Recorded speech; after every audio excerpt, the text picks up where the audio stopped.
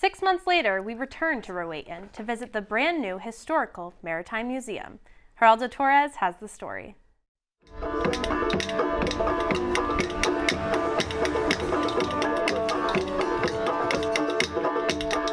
Norwalk was considered the oyster capital of the world for a very long time, and that included Rowayton. Of course, Rowayton was the oyster capital of the world.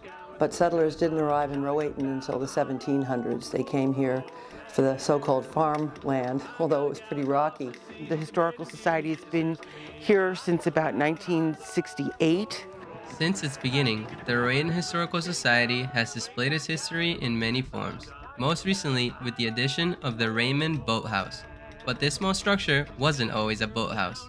So it's had many iterations. It started out as a boathouse for George Putnam, the publisher. It was a hamburger joint for a while. And then it was moved down to Jenkins Boatyard, which then became the Grove Ely Boatyard, and it had several positions there.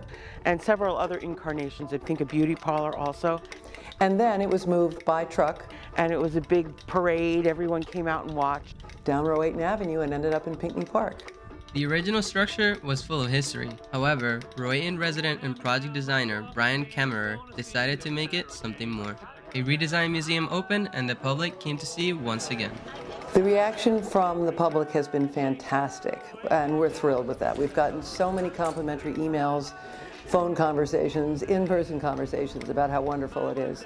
This time, the boathouse highlights the effects of climate change on the densely populated Long Island Sound. And so we came up with this idea of the ecological history of the river and the human interaction of the environment together, humans and environment together. Although Wendell Livingston said it was a great success, the Rowayton Historical Society has no intention of slowing down. They are always looking for new stories and possibly artifacts from people around town. That we would love to hear from anybody who either grew up here and has moved away, or their ancestors lived here and are long gone.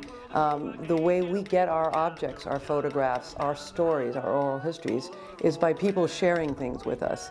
And even while we were renovating the boathouse, people would drive by and say, "I just found this anchor in my backyard. Do you want it?" Well, of course we want it. It's part of our history.